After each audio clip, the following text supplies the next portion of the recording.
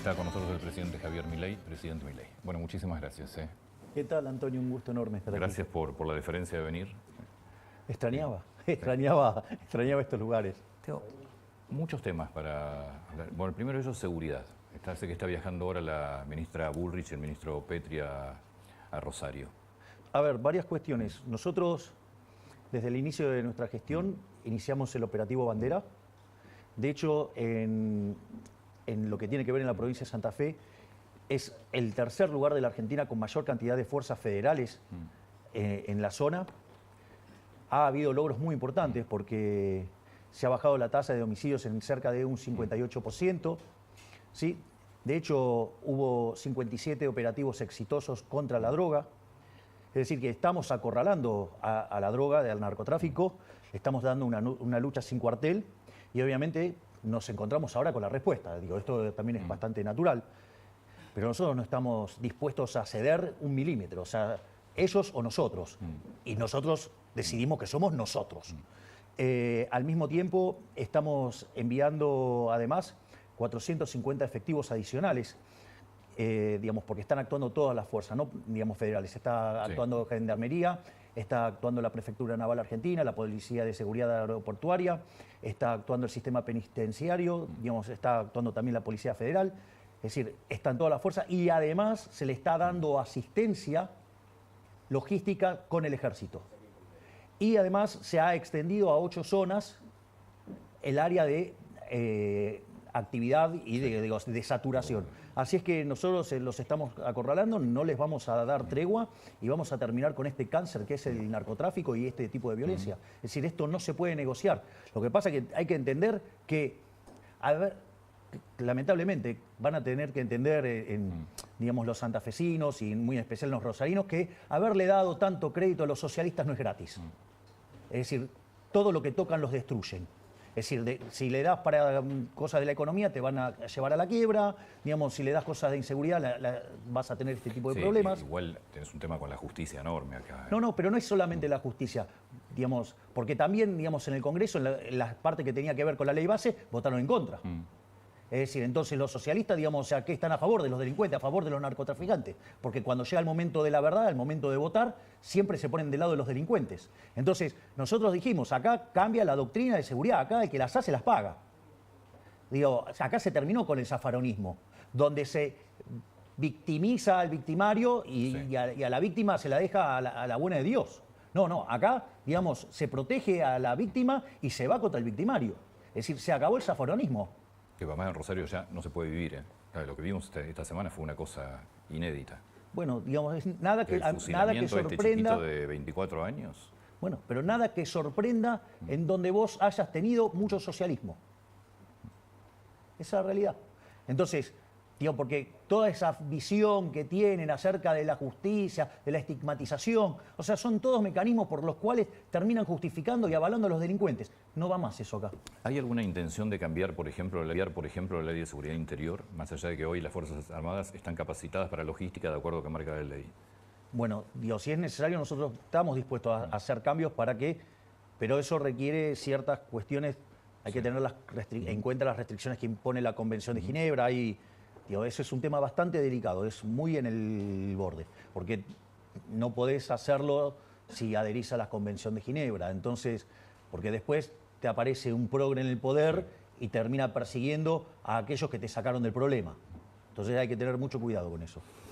Presidente, estábamos hablando, bueno, el fin de semana fue un fin de semana activo en cuanto a intercambio de posteos en X o en Twitter con la expresidenta Cristina Fernández por el tema, primero, del decreto donde se aumentó el 48%, ¿no? Si no me equivoco, a los cargos altos de la administración pública, eso quedó derogado. Y después se tocó el tema jubilación. A ver, si me permitís, Antonio, voy a narrar toda la historia. Nosotros, en el mes de enero, nosotros dimos la orden de que no se iban a aumentar los sueldos de lo que vendría a ser el personal jerárquico, ¿sí? De los cargos políticos. Es decir, eso fue una orden que se dio en enero. De hecho, cuando se dio el primer aumento, el del 16%, a los cargos políticos no se le dio ese aumento. Ese es el primer dato. Lo que sucede después es que se llega a un acuerdo de paritarias hay una nueva suba de salarios. ¿Y qué es lo que pasa? Ahí se dispara un decreto que había enviado Cristina que señalaba que estos puestos jerárquicos no pueden ganar menos que, digamos, las personas que están debajo de ellos en la estructura. Y eso disparó el aumento. O sea, con el segundo aumento quedaban por debajo y ahí dispara el aumento de la Exactamente, y ahí es donde se disparan los aumentos. Frente a esa situación, nosotros tomamos dos medidas. El propio día sábado, yo mandé un decreto donde se retrotrae ese aumento. Es decir, ahora, digamos, como eso se ha depositado, lo que se hace es en el mes que viene, se lo descuenta cuando se hace el pago, con lo cual seguimos con esta tesitura de que acá el ajuste lo pagan todos, en especial la política, pero no solo eso, además al secretario de Trabajo, digamos, lo he despedido. ¿Cuándo lo despidió? En este momento lo están notificando. ¿A Yacine? El secretario de Trabajo. Digamos, por este error. Este es un error que no debería haber cometido. Porque además, esto fue aclarado en el mes de enero, donde el consenso de todos los ministros era que nosotros tenemos que quedar con los sueldos congelados. Y en cuanto al intercambio, digamos, con la señora Cristina Fernández de Kirchner, es muy interesante, porque como cuando la discusión avanza, es interesante, porque ella no se hace cargo de su decreto, como no se hace cargo de un montón de cosas. Sí, dijo, en realidad reconoce que lo firmó. Pero a lo que voy es, ¿en qué derivó la discusión? Ella está muy preocupada por los jubilados. Sí. Bueno, entonces yo le dije que ella resigne su jubilación de privilegio de más de 14 millones de pesos y que, ya que está tan comprometida con los jubilados, ¿no? Vaya por la mínima. Y la realidad es que lo que ella me contestó, lejos de darme una respuesta contundente al respecto, hizo psicología barata. Técnicamente se llama falacia a la pista falsa. Digamos, yo le planteé un tema y ella contestó cualquier cosa haciendo psicología berreta. O sea, más que nada proyectando, ¿no? Digamos, pidiendo que esté tranquilo. Yo estoy tranquilo. La que tiene que estar nerviosa es ella, que tiene una jubilación de privilegio de 14 millones de pesos, donde el planteo fue claro. Señora, ¿por qué no renuncia a su jubilación de privilegio? Si ustedes revisan mi discurso del 1 de marzo en la Asamblea, ¿sí? ¿Qué es lo que dije? Vamos a eliminar la jubilación de privilegio para el presidente y para el vice. Bueno, digamos, ¿y ella qué hace con eso? O sea, ella no, la de ella no se toca. Entonces, bueno, la he dejado expuesta frente a su incoherencia, a su contradicción. Vamos, que entregue su jubilación de privilegio. Ahora, esta maraña... Sabemos que no lo va a entregar, ¿no? Esto que te encontraste con el tema de los sueldos, esta disposición que se enganchan, que no pueden ser mayores o inferiores, ¿es una maraña que la están mirando? Porque debe ser gigantesca, debes tener disposiciones todos los días, te debes entender. Claro, digamos, a ver, a ver, la casta política, vos, Rubén, lo sabés, o sea, antes cuando se subían las dietas quedaban expuestos. Hoy, con todavía muchísimo más penetración de la información y a la velocidad que viaja, te imaginarás que cuando se suben las dietas quedan escrachadísimos todos los funcionarios. Entonces, ¿qué es lo que hicieron? Crearon mecanismos para que se disparen automáticamente sin tener que levantar la manito, por decirlo de alguna manera. Igual es, digamos, vía voto, ¿no? Pero entonces, en ese contexto, todas estas cosas están escondidas. Y salvo que vos seas un experto de toda esta maraña, no te das cuenta. Y la realidad, nosotros somos outsiders. O sea, somos... No, pero además el presupuesto está armado y complicado justamente para... Exactamente. Claro. Entonces, ¿qué es lo que pasa? El presupuesto te das cuenta cómo está armado. Una de las cosas que pasa es que vos, por ejemplo, en las cámaras, tanto Martín como Victoria dijeron, bueno, ese aumento para la gente de la planta. Le dieron el aumento. Después se encuentran que eso también implicaba... Entonces hubo que retrotraer eso. La realidad es cierto. Vos podés decir, bueno, no están tan entrenados como esta gente. Es cierto. Es decir, y cada vez que nosotros tocamos algo, sale el puse todo. Y bueno, entonces, digo, a veces te salpica, esa es la realidad. Pero lo importante es que nosotros, automáticamente, esto fue retrotraído. Digamos, si ustedes se fijan, hay un decreto mío, digo, del sábado a la noche, donde esto se bajó. Entonces, eso es lo importante, ¿no? Que, digamos, porque nos vamos a encontrar con un montón de cosas de esto. Pero te iba a preguntar eso, ¿qué encontraste? ¿Es peor de lo que pensaban? Sí, es muchísimo peor. Es mucho peor. Ahí nosotros, por ejemplo, el lugar donde más encontramos todo el tiempo, que sale PUS todo el tiempo, es en el área de capital humano. La ministra Petovelo tiene una brigada anticorrupción y cada semana va y se instala en un área. Y ahí va encontrando cosas. Pensá que nosotros hemos dado de baja 200.000 programas sociales entregados de manera irregular. O porque gente que viajaba en yate, o gente que digamos, viajaba en aviones al exterior, o gente digamos, que trabajaba en el Estado. Hay un montón de situaciones irregulares donde vos decís cómo estas personas están cobrando un programa social. No solo encontramos esas irregularidades. Ahora, por ejemplo, cuando vos vas a buscar los comedores, sucede que los comedores no existen, muchísimos de ellos no existen. No solo eso, hay algunos comedores que vos vas y te dicen que atienden a 500 personas y vos estás ahí y nunca atienden más de 50. Ahora, perdón esto, porque creo que vale recordar el número. Corregime si me estoy equivocando. No es que hay algunos que no existen, más de la mitad no existían. Exacto. ¿Ese es el número? Sí, así es, Rubén. No, es tremendo. Es decir, no solo eso, o por ejemplo, no sé si recuerdan ese momento en el cual la ministra Petovelo enfrentó a estos gerentes de la pobreza. Sí, claro, cuando sacó la mesa. Y sacó la mesa, porque le dijeron, no le está dando de comer a la gente. Dijo, dale, vení, digamos, yo los anoto. Y no se anotó ninguno. Bueno, por ejemplo, ¿qué es lo que pidió? Pidió nada más que el nombre de la persona y el DNI para poder identificarlos. Sí. Bueno, no, cuando los quieren auditar, no quieren. Entonces, por ejemplo, hay algo que es muy interesante. No solo que mienten con el número de personas, sino que hay otras cosas todavía mucho más crueles. Porque, digo, si mienten el número de personas, digo, pero la asistencia está. Ahora, hay un tema grave que es el hecho de, por ejemplo, cuando reclaman los bolsones de comida. Entonces, no entregan el número de personas que son, pero acá hay un tema más grave. Suponete lo siguiente, el caso de los fideos. Suponete que te cotizan en el bolso de comida fideos calidad AAA. Sí. Y después son calidad E. Bueno, recordemos que el primer caso de corrupción que le salta a Alberto Fernández fue precisamente con la compra de alimentos. Bueno, cuando vos tirás esos fideos al agua, se deshacen. Entonces, no solo que hay un problema en cuanto a lo que tiene que ver a la cantidad, sino que además hay un problema que tiene que ver con la calidad. O, por ejemplo, en esos lugares donde vos mandabas comida y los comedores no existían, o mandás comida para 500 personas y sucede que van 50, después te encontrás en la cercanía determinados supermercados donde están vendiendo esos alimentos. Esto es de una crueldad enorme. No solo eso, otra de las cosas maravillosas que hizo la ministra Petovelo fue cortar, y eso es lo que generó la primera marcha de Beliboni, el tema de la intermediación. Es decir, nosotros teníamos claro que los primeros meses del programa iban a ser duros. Es decir, nosotros estamos viniendo a cambiar 100 años de decadencia y 20 años de desastre. Eso está claro, que, digamos, reacomodar eso no es gratis.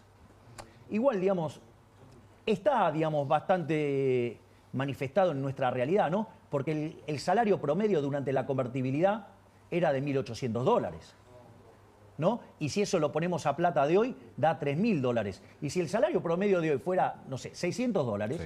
Bueno, quiere decir que los argentinos en esta década ganada, o no sé, o 2 décadas ganadas, digo, 2 décadas de populismo, perdimos 80% de nuestros ingresos. Es decir, no es que cuando uno mira, no sé, las tarifas, cuando las compara con el resto, no estoy diciendo con Europa, con Sudamérica, están regaladas. Ahora, el problema no es que entonces sean caras las tarifas acá. El problema es que nos han empobrecido tan brutalmente como consecuencia del populismo. Destrozaron el ahorro, destrozaron la inversión, destrozaron la capitalización, destrozaron la productividad de los argentinos, por ende los salarios son miserables. Entonces, lo que hay que tener en cuenta es que 20 años de populismo no es gratis, comerse el capital no es gratis, es decir, te destruye la productividad y destruye los salarios. Entonces, ahora, esto, digamos, es como, a ver, estoy hinchado, no estoy hinchado, estoy gordo, tengo que bajar de peso. Y este es el problema. Es decir, y no quieren aceptar eso.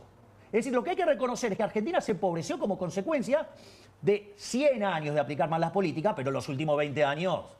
Sí. Ahora, ahí tenés dos temas.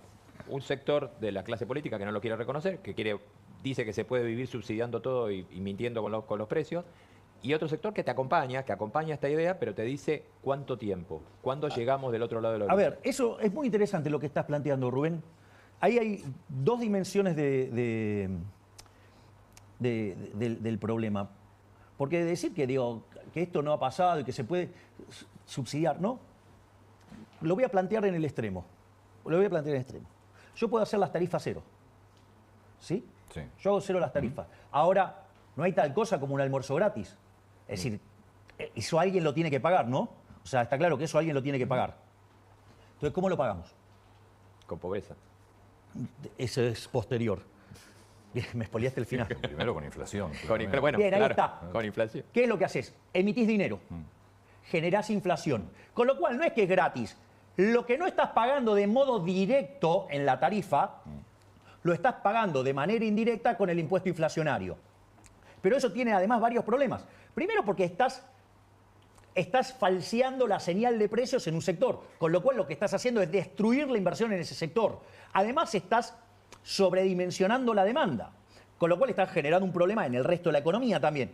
Y además, como vos estás usando la inflación para eso, además estás distorsionando no solo ese precio relativo, sino todos los precios relativos de la economía. Entonces, ¿qué es lo que pasa? Eso genera además no solo del daño que causa vía la inflación y que en el fondo vos estás diciendo que lo estás haciendo por lo más pobre y estás reventando a los más pobres porque son los que más sufren con el impuesto inflacionario, sino que además al pobre le estás pegando dos veces. Porque como vos estás mal asignando recursos, entonces ¿cuál es el problema? El problema radica en que tu productividad baja y por ende los salarios bajan. Porque el dueño del capital, ¿sabes qué hace ante esto? Se va. Se va, claro. El único perdón el término, que se jode en esto es el trabajador. Es decir, que se perjudica porque el capital no está presente. Pero ¿cómo le explicas vos a la gente que lo que te dicen es sí, pero antes yo tenía inflación, pero me dan aumento todos los meses, entonces vivía? Pero Porque te dan aumento todos los meses, pero digamos, todo. perdiste el 80% de tus ingresos. Es decir, qué fabuloso cómo funciona. Porque, digo, a ver, en toda esta lógica, con esta mala asignación de recursos y pérdida de la inversión, además tu PBI per cápita es más chico, con lo cual sos más pobre. En el neto sos más pobre. Es decir, porque la distorsión que vos generás no es gratis.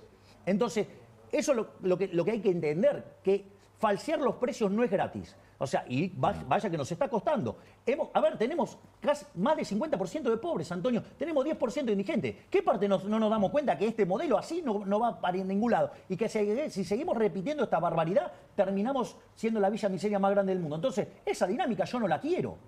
Yo esa dinámica no la quiero. Yo vuelvo a lo de Rubén. Hay mucha gente que coincide, pero te pregunta, bueno, ¿pero y cuándo empezamos? Bueno, esto es interesante, es muy importante. Esa es la pregunta 2 que hizo Rubén, que estaba por contestar. Muy bien.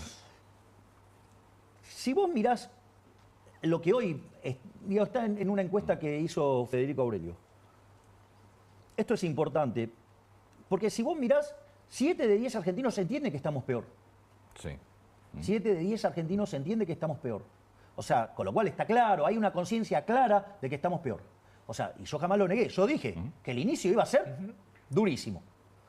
Y de ahí es que nosotros diseñamos toda esta política social de duplicar la asignación universal por hijo, de duplicar la tarjeta alimentar, de duplicar la asistencia para las mujeres embarazadas, de cuadruplicar el dinero para que los chicos puedan comenzar las clases, para que tengan los útiles, ¿sí? Y eso alcanzó a 7.300.000 chicos.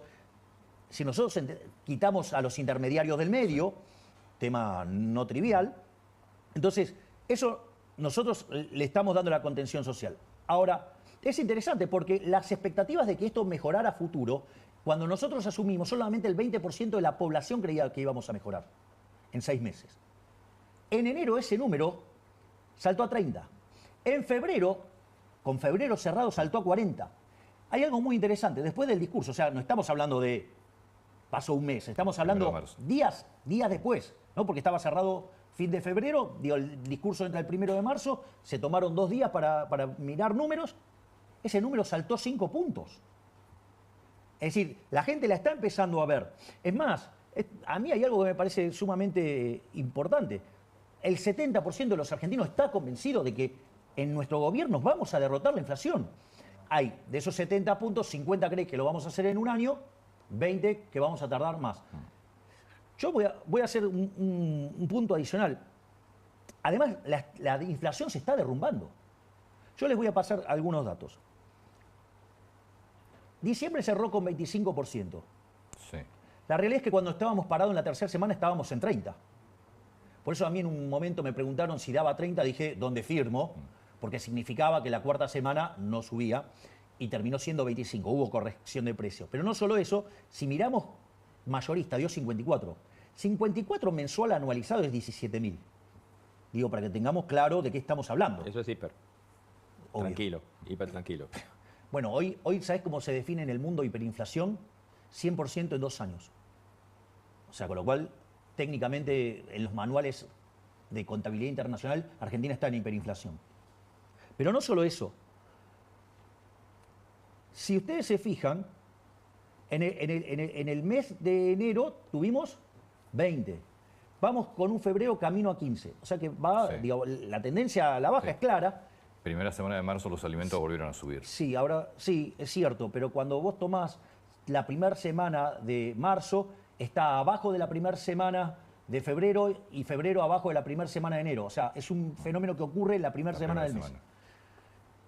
Esa es una de las cosas. Ahora, cuando uno toma el dato y lo limpia de arrastre estadístico, lo limpia de suba de tarifas Sí. y lo limpia de lo que es prepaga, digo, toda corrección de precios relativos que estaban atrasados y pisados por el gobierno anterior, el número cae en un dígito. Sí, que tenés 7 puntos más o menos de arrastre, ¿no? De un mes a otro. Y en algunos casos pueden llegar a 6, 7 puntos, sí. Entonces, ojo, porque es más, yo les voy a pasar un dato más. Una de las cosas que pasa cuando empieza a acelerarse la crisis, las empresas empezaron a aparecer con tasas de inflación mucho más altas y con una situación bastante más compleja. En ese contexto, ¿qué pasa? Se encuentran que no pueden vender. Y en lugar de bajar los precios, empiezan con lo que se llama técnicamente fijación no lineal de precios, que es 2x1, el 3x2, todas ese tipo de promociones, que en realidad implica que los precios están bajando, pero que no son manifestados en el índice. Si uno corrigiera por eso, ya estamos en un dígito. A pesar del arrastre estadístico, a pesar de la suba de tarifa, a pesar de la recomposición de las prepagas. No solo eso, sino que además, cuando uno toma el índice que sigue el hijo de Cavallo, ya está en un dígito. Y el índice de Cavallo no corrige por estos componentes de fijación no lineal de precios. Es decir, nosotros, digamos, estamos dando una fuerte batalla contra la inflación. Y tarde o temprano va a ocurrir. Desde que nosotros asumimos, la cantidad de dinero no varió. La base monetaria no varió. Y eso que tenemos factores de expansión, ¿no? Porque en el medio compramos 9.500 millones de dólares. Hay que encontrar una racha de compra tan profunda. No solo eso, sino que cada día nosotros vamos abriendo más restricciones. Después tenemos factores de emisión endógeno, ¿no? Digamos, los puts que se ejecutan adentro del Banco Central, o lo que, digamos, dejado del gobierno anterior, o la remuneración de los pases. Todo eso hace que la cantidad de dinero suba. Pero contraemos tanto por el fisco y por el BOPREAL que la cantidad de dinero no se mueve. Nosotros tenemos la misma base monetaria de inicio, pero frente a ese pasivo que es la base monetaria, nosotros tenemos ahora 9.500 millones de dólares más de reservas. No es un tema menor. Bueno, parte de lo que vos estás explicando tiene que ver incluso con un efecto que es la licuación de todos los de salarios, fundamentalmente de jubilaciones. ¿Cuándo? Sí. A ver, Dale. primer punto. Entonces, si hay algo que podemos ofrecerle a la gente de manera directa, que es nuestra responsabilidad, es dejar de estafarlos con el señoriaje. ¿Saben? Después me pasaron el número finito de lo que fue la emisión de dinero, ya sea directa para financiar el fisco, sí, o ya sea para pagar los intereses o las colocaciones de mercado. ¿Saben cuánto emitió el gobierno anterior en el último año? 13% del PBI. Es una barbaridad. Y hoy la base monetaria es 2,6% del PBI. ¿Está claro el desastre inflacionario que nos dejaron plantados? Eso en un año. En un año. En los años anteriores, en los 3 años, habían emitido 15. Es decir, metieron casi 30 puntos de emisión en términos de PBI, digamos, el gobierno anterior, digamos, o sea, era obvio que esto iba a explotar. Entonces, nosotros estamos haciendo todo para evitar la hiper. Si nosotros nos vamos a una hiper, la pobreza no es 50, 60, es 95. ¿Sí? Y la caída de la actividad es 20. Para que la gente lo entienda, ¿sí? Ese veneno en la sangre, que es toda esa cantidad de exceso que hay de pesos, ¿durante cuánto tiempo te va a seguir impactando en pesos? Y nosotros... Precios, perdón. Vos fíjate, una de las cosas, yo esto lo estaba... porque en una de las charlas que yo que tengo con el profesor De Pablo, De Pablo analizó toda la política económica argentina desde mediados del siglo XX para acá, toda. Y además tuvo interacción con todos los ministros de Economía y con todos los presidentes del Banco Central. Con lo cual es una fuente de conocimiento importante. Entonces, una de las cosas que es muy notable, que él me señala, es la velocidad a la que está ocurriendo todo. Es Esto es un tema no menor. Pero no solo eso, entonces, ¿qué hice? Fui a chequear los números de la convertibilidad. El ritmo al que está desacelerándose la inflación hoy al doble debe ser. es ahora. mucho más rápido que lo que ocurrió con la convertibilidad. Y ahí yo logré hacer una explicación técnica. Perdón que no es el lugar, pero digo, lo hago y el que la entiende. Pero el que entiende sabe lo que estoy diciendo. Cuando uno fija el tipo de cambio, el dinero queda determinado de manera endógena. Entonces, si ustedes se fijan, por ejemplo, nosotros estamos comprando dólares. Nosotros podríamos estar expandiendo la cantidad de dinero. No tendría por qué estar esterilizando. No, podría estar emitiendo para comprarlos. Para comprar dólares, porque esa está respaldado por la demanda de dinero. Claro. Nosotros igual estamos sacando pesos a lo loco, pero después digo, yo puedo explicar eso, por qué decidí hacer eso. Pero al margen de eso, nosotros la cantidad de dinero está clavada. Por lo tanto, el proceso de desinflación es mucho más fuerte. Y el primer indicador de esto es que se cayó el dólar como un piano. Es decir, nosotros sabemos que marzo va a ser un mes muy complicado. Porque marzo tiene un problema de estacionalidad estacionalmente muy exacto, denso. sí. Pero yo no descarto que abril pueda haber un derrumbe de la inflación como el derrumbe que vimos en febrero del dólar. Digo, Rubén, vos mirá la economía, decime cuántas veces viste caer 25% el dólar en un mes en Argentina. No, el movimiento. Además, de hecho, a algunos les provoca miedo la velocidad con la que bajó el dólar. Exacto. Recordemos que en la convertibilidad vos esterilizaste con un plan Bonex. O sea, Bueno, pero, te fuiste pero con fíjate los esto, ahorros nosotros que hoy- no estamos que ahora haciendo no se esto. hace, sí. Nosotros, todas las operaciones son a mercado. Todo es a mercado. Acá, digamos, se ha respetado el derecho de propiedad de una manera tremenda. Y cuando dicen del ajuste, a ver, si el gasto público en términos reales está cayendo 36%, eso es menor presión fiscal. Es decir, si yo bajé el nivel de emisión monetaria, eso es, dejé de estafarle a la gente. Yo, digamos, o sea, le hago una pregunta. ¿Cuánto creen que es el ajuste fiscal que estamos haciendo en este momento? ¿El ajuste fiscal sobre inflación o sobre...? No, el ajuste total? fiscal total que estamos haciendo. No sé, como recién dijiste 36%. Sí, pero... A ver, nosotros cuando llegamos al gobierno, el déficit fiscal consolidado era 15 puntos del PBI. Sí. Sí. Teníamos 5 en el Tesoro y 10 en el Banco Sí, Central. Nosotros pensábamos ir a déficit cero a fin de año. El déficit cero es muy importante ¿en qué términos? Es muy importante en términos de que como yo no tengo déficit fiscal financiero, el que cuenta, no el primario, el verdadero, Sí. la deuda no me sube. O sea, yo tengo que rolear la deuda nada más. Entonces la relación deuda-producto es no creciente. Por ende, soy solvente. ¿Y dónde lo ves eso? Que cuando nosotros ganamos la elección, el riesgo país era 2.900 y hoy es 1.600. Sí. Es decir, ese dato es contundente. Es decir, no solo eso, sino que, fíjate esto, nosotros después empezamos a ver los números y veíamos que podíamos llegar al equilibrio primario en enero y al equilibrio financiero en marzo. Y lo logramos en enero. En enero que Es decir, porque, a ver, yo lo voy a poner en estos términos. Argentina de los últimos 123 años tuvo déficit durante 113. Es decir, ¿Qué entonces te puedo- nosotros estamos haciendo Sí. algo que claramente en la historia argentina no se dio. Sí. Te pido, please, que cierro esta cosa para ver el tamaño de la tarea de la que estamos haciendo. Y cuando yo dije que iba a hacer esto, me dijeron que era imposible. Ahora como lo hice yo, digamos, o sea, ahora es fácil y en realidad, no, bueno, que la licuadora. Y sí, un ajuste tan fuerte tiene motosierra y tiene licuadora. O sea, ¿por qué? Porque echamos 50.000 empleados públicos, eso es motosierra. Dimos de baja 10.000 contratos, eso es motosierra. Dimos de baja autos, dimos de baja teléfono, eso es motosierra. Dimos de baja la obra pública, dimos de baja la transferencia discrecional. Todo eso es motosierra. Digo, obviamente que hay licuadora. Ahora, hay licuadora, vos me podés decir las jubilaciones. Bueno, pero el gobierno anterior se fue con jubilaciones de $80. Hoy las jubilaciones con el bono, la mínima con el bono es $200. Es decir, subió 150%.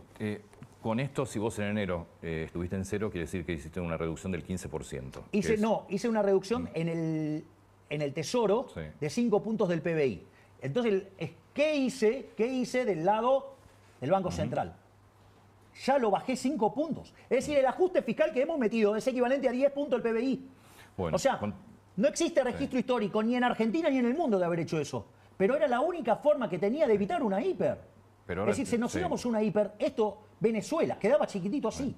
Pero ahora tenés que sentarte con gobernadores, porque parte del ajuste tiene que ver con la eliminación de las partidas discrecionales y de fondos fiduciarios. tenés que sentarte con los gobernadores que te están pidiendo más dinero, que no aceptarían, o al menos es lo que dicen, volver a colocar la cuarta categoría de ganancias. ¿Cómo vas a negociar con los gobernadores? A ver, cualquier discusión que haya del tema que quieras que involucre la política fiscal, no se negocia. No se negocia el déficit cero. No se negocia de ninguna manera el déficit cero. Es decir, yo estoy abrazado como al mástil, como Ulises.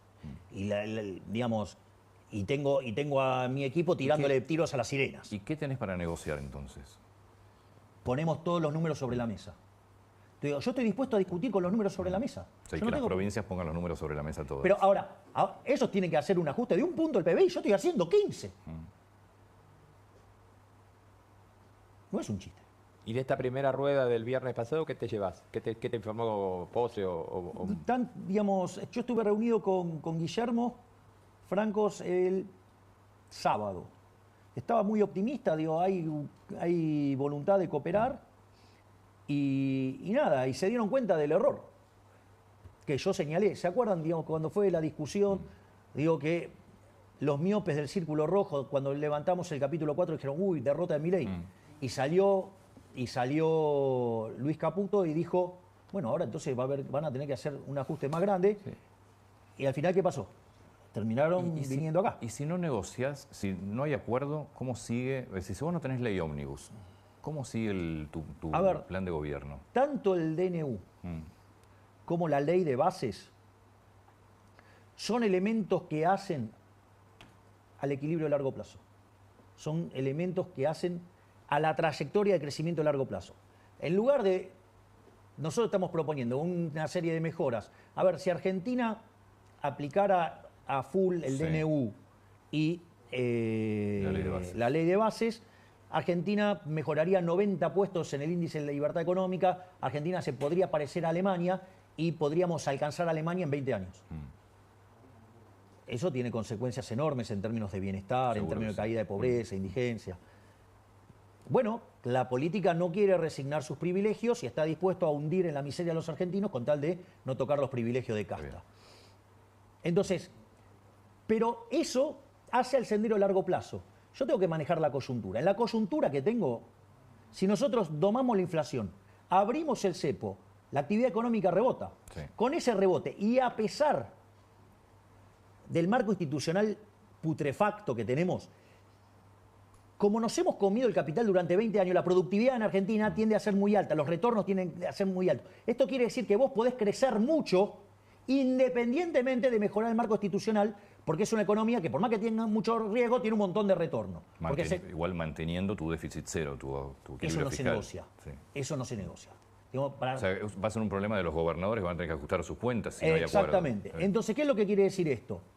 Esto significa que nosotros estamos en condiciones de avanzar en nuestro programa de estabilización y de recuperación y crecimiento fuertemente, digamos, en la última parte del año y el inicio del que viene. Bueno, eso, va a tener consecuencias electorales enormes. La gente va a haber identificado claramente quién es la casta que juega en contra de los intereses de los argentinos. Y ahí, digamos, le vamos a dar una paliza en las urnas que el 11 de diciembre del 25, si ahora vienen reformas que le tiramos por la cabeza, yo les aviso, solamente hemos enviado un 25% de lo que tenemos. O sea, todavía quedan, si acá mandamos 1000 reformas estructurales, todavía quedan pendientes 3000. Pero pará, déjame...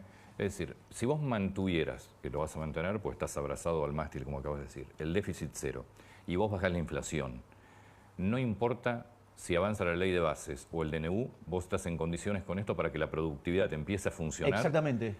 Y tengas una economía creciente hasta las próximas elecciones y ahí te cambia la conformación del Congreso. Y ahí hago las reformas estructurales que me quedan para acelerar la tasa de crecimiento. ¿Y qué te queda de lo que ya presentaste por más que no se haya votado? Es solamente un tercio, un cuarto de lo que presentamos. Hay, digamos, por ejemplo, nosotros en materia de regulaciones, nosotros encontramos 380.000 regulaciones. 380.000. Así como lo digo, que son todos kiosquitos. No tengo dudas. Bueno, entonces, a ver... Mi modelo para parecerme no es Alemania. Mi modelo es parecerme a Irlanda. Mi modelo es parecerme a Suiza. Es decir, yo quiero estar en el máximo lugar de libertad económica del mundo. O sea, y eso implica multiplicar el ingreso per cápita en Argentina por 10, 12 veces, 15 veces. Ese es el mundo que yo quiero. Ese es el legado que le quiero dejar a los Ahora, argentinos. Vos al mismo tiempo tenés la economía que está diciendo quiero arrancar, liberame que quiero arrancar. Y ahí tenés el cepo. Mira, Ahí cómo estamos. a ver, esto yo lo he trabajado con distintos profesionales. Si yo, esta es una pregunta muy inteligente. Si yo miro la base monetaria a lo largo del siglo XXI, te da en promedio cerca de 10% del PBI. Hoy ese número es 2,6. Es decir, que si vos mirás eso, estoy muy desmonetizado. Además, si yo miro el crédito del sector privado no financiero, en cualquier país de la región está arriba del 70%, 80%. Ni que hablar Chile, 150, números verdaderamente. Nosotros tenemos 4%. Desastre. Y nosotros tenemos cerca de depósitos en términos de, son 12 o 14% del PBI. Es decir, que si yo lo miro desde ese lado, estoy muy desmonetizado. Es decir, con lo cual hay economistas que consideran que yo hoy puedo abrir. Es cierto. Ahora, ojo, porque abrir implica que yo tengo que dejar de emitir. Y si yo dejo de emitir, tengo que hacer la tasa de los pases cero. Entonces, ese switch de portafolio a mí me puede generar una corrida. Entonces, yo prefiero ir sobre seguro, como dice el fondo, y apuntarle a mitad de año. Obviamente que si viene alguien y me pone 15.000 millones de dólares, sí, abro mañana y la economía despega. Pero si no los ponen, a ver, podrían ponerlos, sí, porque mirá, arrancamos con los bonos en 18 dólares, están en 48 dólares. ¿Y si te lo pone el fondo? Hay distintas alternativas para que lo pongan. O sea, una podría ser el Fondo Monetario Internacional. ¿Cuándo son las elecciones en Estados Unidos? Bueno, hay algunos mecanismos que son muchísimo más rápidos, pero falta mucho para las elecciones. Entonces, es cierto que si vos lo mirás frío, podríamos abrir. Pero también es cierto que la base monetaria amplia son 10 puntos u 11 puntos del PBI. Entonces, no sobra mucho, digo, estaría subiendo un punto del PBI, pero ¿quién me asegura que no voy a tener un cambio de portafolio hacia dólares instantáneo? Entonces, ¿sabes qué? Sigamos con este mecanismo de saneamiento del Banco Central. Es más despacio, tarda un poco más en salir la economía, pero vamos pisando sobre seguro. Que inmediatamente abierto el cepo, tenés una recuperación fuerte de la economía. Te rebota la actividad económica porque vos con el cepo lo que estás teniendo es un exceso de demanda en el mercado de divisas. Sí. Eso implica que en el resto de la economía tenés un exceso de oferta. ¿Qué quiere decir esto? Que exceso de oferta en el mercado de bonos significa que los precios de los bonos están deprimidos, quiere decir que la tasa de interés es alta, que el riesgo país es alto. Alta tasa de interés implica un exceso de oferta en el mercado de bienes, con lo cual te penaliza el mercado de bienes. El exceso de oferta en el mercado de bienes implica un exceso de oferta en el mercado de trabajo que se manifiesta como con desempleo o con salarios reales verdaderamente miserables como los que tenemos, y la consecuencia son la cantidad de pobres e indigentes. Si vos liberás, ¿qué es lo que sucede? Ese exceso de demanda desaparece y todos los excesos de oferta restantes desaparecen. Con lo cual, digamos, tenés un fuerte rebote de la actividad económica. Pero de vuelta, abrir, hoy tenés un riesgo. Yo digo, sí, yo hoy puedo abrir. A ver, si yo abría en el 11 de diciembre, la hiper era un dato. Hoy estamos 50 y 50. Bueno, es una apuesta todavía muy riesgosa porque el downside es tan grande que, digamos, salí corriendo. Entonces, yo lo que digo es, sigan hasta que no venga alguien y me ponga los 15.000 millones de dólares. Si no, me los compro en el mercado y después te hablo con los dólares que me compré en el mercado y venime a buscar ahí. Pero, entonces, abril, mayo, junio tienen un valor enorme en términos de la cantidad de dólares que vamos a juntar. Porque no solo los dólares de vengado, los dólares caja son mucho más. Entonces, digo, ahí venime a buscar. Pero, digo, esa es la solución solo. Digamos, si alguien me pone la plata, salimos 3 meses antes. Pregunta concreta, tema jubilación. Sí. ¿Cuál es la fórmula que está pensando el gobierno de Javier Milei? Cualquier solución de cualquier tema que vos quieras enfrentar tiene que respetar el déficit cero. Es decir, cualquier propuesta que hagas, cualquier alternativa que vos mires, tiene que respetar el déficit cero. ¿Me comprendés? Porque si vos tenés déficit, si vos generás una fórmula que genera déficit fiscal, tenés varios problemas. Una que haces, te endeudás. Entonces, le cargas el costo del ajuste a todas las generaciones futuras. Sí. Parece bastante injusto eso. Si lo financio con emisión monetaria, Más inflación. lo hago empobreciendo a la gente, con lo cual tampoco funciona. Y si lo hago con más impuestos, la economía no crece, con lo cual... Con lo cual vos deberías además atar la nueva jubilación a una reforma laboral que te permita generar más ingresos. Es que absolutamente. La reforma previsional no puede estar escindida de la reforma laboral. ¿Por qué? Porque vos hoy tenés 6 millones de personas en el mercado formal, ¿sí? Privado, y tenés 8 millones afuera. Si algo no funciona. Digo, después están los empleados públicos, después está, digamos, lo que monotributista, todas esas otras categorías. Pero yo miro el empleo formal del sector privado, está desde el 2011 clavado en 6 millones de personas, 6 millones de puestos de trabajo. Y hay 8 millones afuera. Acá hay algo que está mal. Entonces, si a los delirios populistas, digamos, de la reina polenta, ¿sí? De duplicar los jubilados, Sí, metiendo gente sin aporte, le ponemos las regulaciones laborales y entonces, digamos, tenemos una relación que directamente la relación beneficiario-aportante, digo, es un número, o si vos querés, Por eso, aportante pero entonces, beneficiario. todo es lo un que se está delirio. hablando de nueva fórmula jubilatoria, ese ajuste por inflación, digo, si no va atada a una reforma laboral, no hay reforma jubilatoria. Exactamente. Lo que vos podés hacer, en el fondo, en la transición, es hacer un parche para que ya está con los bonos de parche. Por eso. Pero bueno, digamos, o sea, los bonos lo que te está diciendo que es que la fórmula es tan mala que tenés que generar bonos para compensar. Entonces, vos necesitas una fórmula. Si vos querés pensarlo en etapas, digo, primero tendrías que asegurarte que la fórmula no violente el déficit cero. Una vez que, de modo tal que cuando vos le das un recurso, el recurso es genuino. Sí. Entonces, ahí lo que podemos hacer es, bueno, acá hay déficit cero. Una vez que tenemos déficit cero, si se generan recursos, bueno, ¿a quién van los recursos? ¿A las provincias, a los jubilados, a los niños? ¿A dónde va? Digo, porque ahí es la otra discusión. Y cuando hay crecimiento, baja de impuestos. Entonces, en ese contexto, vos tenés que respetar eso. Y después avanzar en una reforma integral que incluya el mercado laboral. Pero está claro que la reforma del sistema previsional no es independiente de la del mercado laboral. No, porque vos necesitas ingresos genuinos al sistema jubilatorio. Exactamente. Pero fíjate que vos más que duplicarías la cantidad de aportantes al sistema si vos lográs pasar a blanco. Bueno, de hecho subirían 133%. ¿No? Digo, si nos vamos de 6 a 14 millones de empleados formales en el sector privado. Bueno, entonces, acá, digamos, hay muchos jugadores que tienen que entender que esto no funciona y que hay mecanismos mucho más inteligentes para resolver este problema, yendo a un sistema de seguro de desempleo y, digamos, y tendrían que buscar la forma de que las empresas de seguros se instalen a hacer esto.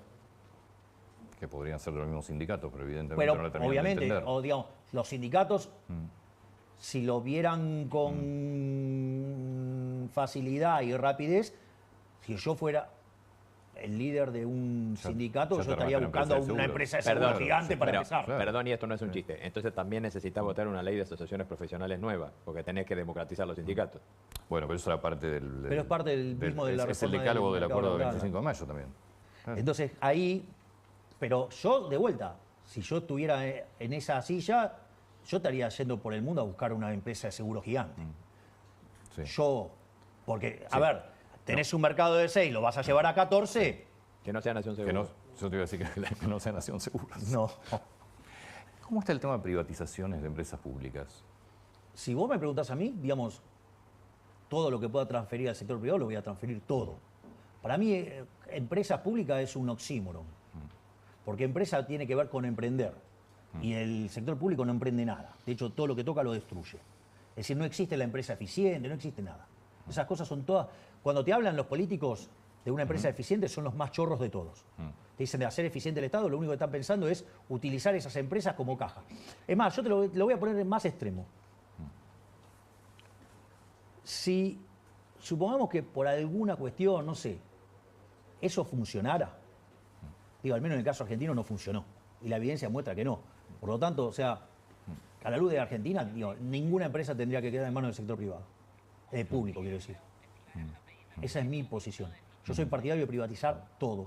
El Estado, digamos, lo que debe de dedicarse es a la seguridad, que de hecho la gente acompaña fuertemente las políticas que está impulsando la doctora Bullrich. Bueno, no se puede estar en la calle, digo, a nivel nacional, no se puede estar más válido. Bueno, Lo que estamos viendo en Rosario. Bueno, pero justamente nosotros hemos avanzado con muchas cosas que se nos criticó fuertemente y sin embargo funcionan. Ahora digo, después se ven los hechos y funcionan. Digamos, cuando mandamos en la ley base estas cosas las rechazaron. Digamos, ahí todos los socialistas ellos lo rechazaron. Sí, yo todo, creo que los gobernadores, lo hablábamos con Rubén acá, el día que votaron, al día siguiente se empezaron a preguntar qué votaron. Porque yo creo que no se dieron cuenta, porque de hecho había mucho articulado dentro de la ley que favorecía la productividad de las empresas. Estaban muy preocupaditos por los fondos fiduciarios y todos los curringos de ellos. Algo que me quedó cuando hablamos del tema de Rosario. ¿Podrías pensar en declarar el estado de sitio en Rosario? Eso hay que... Vos fijate que las medidas que están tomadas están consensuadas con el gobernador. Es decir, paso a paso. El estado de sitio permitiría la participación de las Fuerzas Armadas. Exactamente. Porque vos solamente bajo estado de sitio, pues. Por el momento estamos trabajando en esta solución y creemos que lo podemos resolver. De vuelta. Y eso, de hecho, fíjese que nosotros estamos trabajando de manera coordinada con el gobernador Puyaro. Es decir, él pidió la asistencia, nosotros estamos redoblando. Es decir, hay 450 efectivos más, está el ejército dando apoyo logístico, hay reasignación de fuerzas para asistir más al caso de la provincia de Santa Fe, se entran en más áreas. Yo creo que con esto lo podemos resolver. O sea, después la realidad es dinámica. Pero yo creo que estamos en condiciones de salir triunfantes de esta situación. Pregunta desde tu lado más puro de economista. ¿Hay alguna posibilidad? Siempre contesto. Pero esta es bien particular. ¿Hay alguna posibilidad alguna vez de saber toda la maquinaria de corrupción y de curros, estas 380, cuánto implica en dinero? Es decir, ¿cuánto se gastó? Sí, hay un estudio del BID que estudia la ineficiencia técnica del gasto público. La peor región del mundo es América Latina y el peor país de América Latina es Argentina y tiene una ineficiencia técnica del gasto público 7 puntos del PBI. 7 puntos del PBI y eso considerando ineficiencia, sino no pensando mal. La ineficiencia y la corrupción se ven de la misma manera, en términos de... Sí, está bien. Es decir, suponete que vos tuvieras que ganar 10 y viene tu empleado y te roba 3, o en el medio se rompieron 3 por algún motivo, o sea, la corrupción y la ineficiencia ahí en términos cuantitativos se ve igual.